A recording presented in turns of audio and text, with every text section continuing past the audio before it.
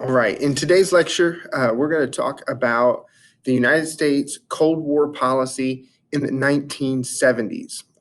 This has been a long unit, and we're moving through the Cold War from the 1940s, 50s, 60s, 70s, all the way up into the 80s.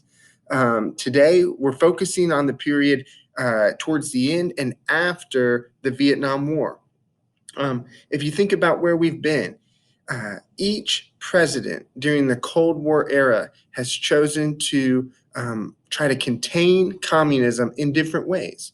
President Truman in the 1940s, he used money and giving foreign aid and even fought a limited war in Korea in the early 50s. Eisenhower said the best way to contain communism was through the threat of nuclear force. Massive retaliation or the potential for that would deter communism. President Kennedy, he said America needed flexible responses. Sometimes we might have to threaten with nuclear weapons, but sometimes we could use the CIA. Sometimes we could support with money and foreign aid. Sometimes we could use other tactics. And Kennedy called that flexible response. Lyndon Johnson, of course, was pretty much consumed by escalating the Vietnam War, and then Richard Nixon, primarily with trying to Vietnamize and get out of the Vietnam War. But what comes next? Now we're in the 1970s, and the term for Cold War policy in the 1970s that I really want you to know is a French word. It's right here at the top of the slide, détente.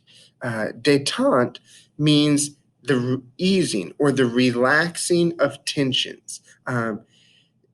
So many of those other policies had always brought us into confrontation, conflict, a near war or a proxy war itself.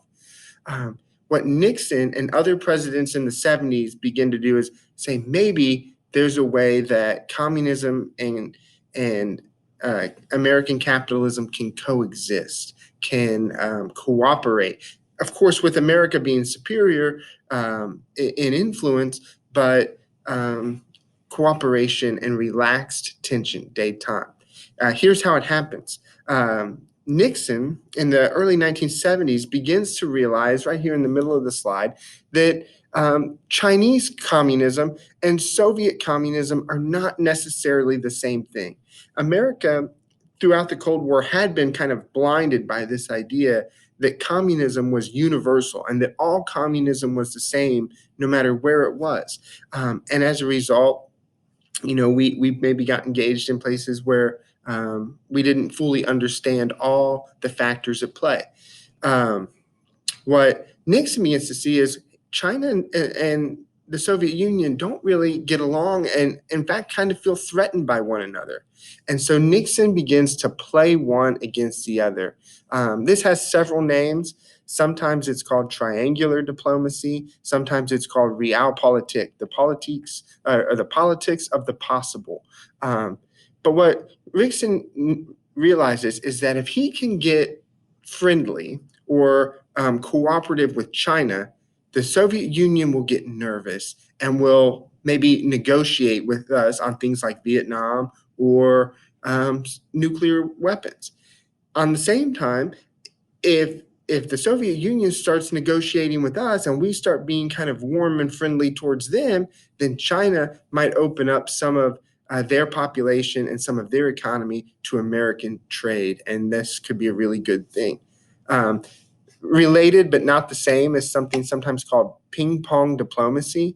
You might ask, well, how did Nixon finally break through to the Chinese? Well, an American international ping pong star and a Chinese international ping pong star, some of the best in the world, kind of developed a relationship, and they started inviting America to China to play ping pong, and that kind of opened the door for American Chinese foreign relations. And so sometimes that's referred to as ping pong diplomacy. If you've seen Forrest Gump, you know what I'm talking about. So here's what happens. In 1971, Nixon reaches out and they accepts an invitation to visit China. And in 1972, Richard Nixon becomes the first president in almost 25 years to visit China. He goes there for like a week. He visits several cities, and us and communist China begin to normalize our relationship. This ushers in an era of detente. Um, as a result, just like Nixon kind of thought, he had been negotiating with the Soviet Union too. As we get closer with China, the Soviet Union gives a little bit on nuclear arms discussions. And here's two things that I would really want you to know. The ABM Treaty and the Strategic Arms Limitation Talks, which becomes what's known as the SALT Treaty. The ABM Treaty and the SALT Treaty are freezes and reductions in nuclear arms. If you remember, during the Eisenhower years, our nuclear arsenal was blowing up, increasing at like 2 nuclear weapons created every day during the 1950s. Kennedy had slowed down that process with a nuclear test ban, and now for the first time, a president is getting nuclear weapons decommissioned and arsenal numbers frozen so that they're not increasing anymore. These are seen as very successful developments in the Cold War. They symbolize a relaxing of tensions, ABM and SALT. Here's a picture of Nixon in China. We're going to watch some videos in class on this. A few years later, Chinese leadership is going to come to America, and our economic relationship with China will only grow from the 1970s forward. Now, how does détente play out for the rest of the 1970s?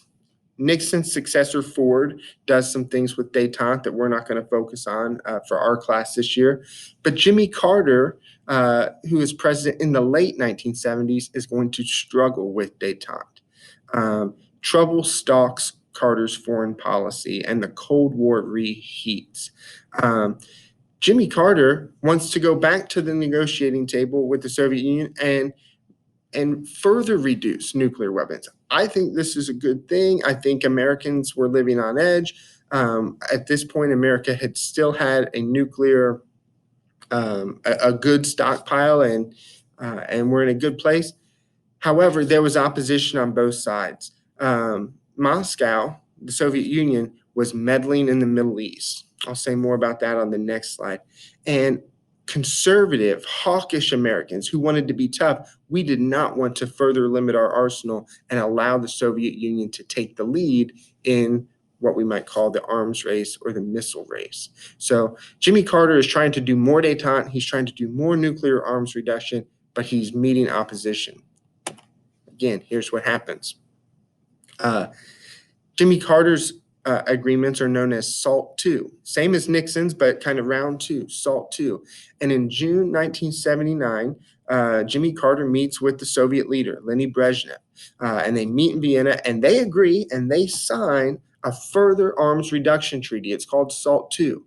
But in America, when a president signs a treaty, it has to come back and be ratified by the Senate. And in the Senate, SALT II met heavy opposition. Those conservatives said, no way, we're not going to do it. The ratification slowed down and never happened in the summer. And then in the fall, heading into the winter of 1979, this says 70, I'm going to change that to 1979, all hopes for ratifying SALT II were buried when the Soviet Union invaded Afghanistan.